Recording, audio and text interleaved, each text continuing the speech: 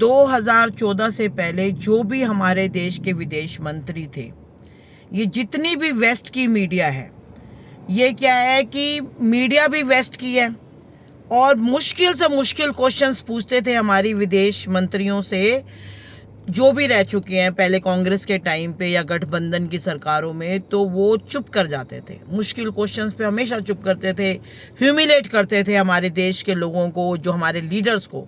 But this time अभी Finland में जो प्रेस रिलीज हो रही थी, तो हमारे जयशंकर जी से क्वेश्चन पूछा गया। उन्होंने बोला कि भाई आप क्या है कि ये रशिया से तेल खरीदते हो।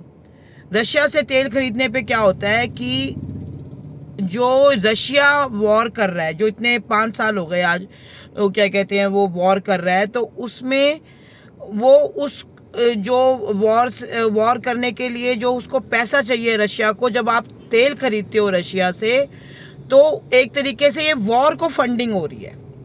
जो रशिया जिससे वॉर कर रहा है वो उसको फंडिंग हो रही है, तो आप एक तरीके से वॉर को प्रमोट कर रहे हो। मतलब एक नेगेटिव सेंस में बोला गया जयशंकर को।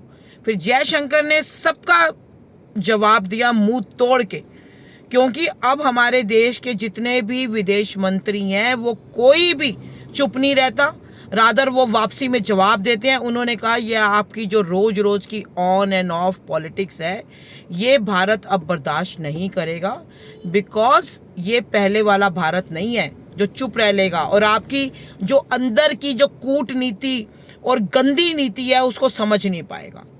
उसने बोला कि पहले आप देखो, जब आप मार्केट को स्थिर करना चाहते हो तो आप कहते हो कि जो रशिया से तेल खरीद लो, क्योंकि डोनाल्ड ट्रंप ने तब तेल की मार्केट को स्थिर करना होता है, तो वो कहता है जी आप रशिया से तेल खरीद लो।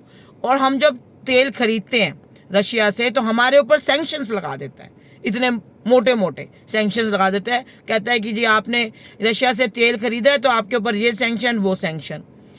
और जबकि हम तेल खरीदते हैं रशिया से बिकॉज ऑफ आर रिक्वायरमेंट, हमारी डिमांड क्या है और हमें इंडिया को कितना पैसा खर्चना है कितना नहीं, हमने अपनी इकोनॉमिक कंडीशंस के हिसाब से हम रशिया से तेल खरीदते हैं। और रशिया मोर ओवर हमारा दोस्त है, हमारी चिंता करता है, हम अपने देश के लोगों की चिंता करते हैं, रशिया चिंता करता है, इसीलिए हम उससे तेल खरीदते हैं।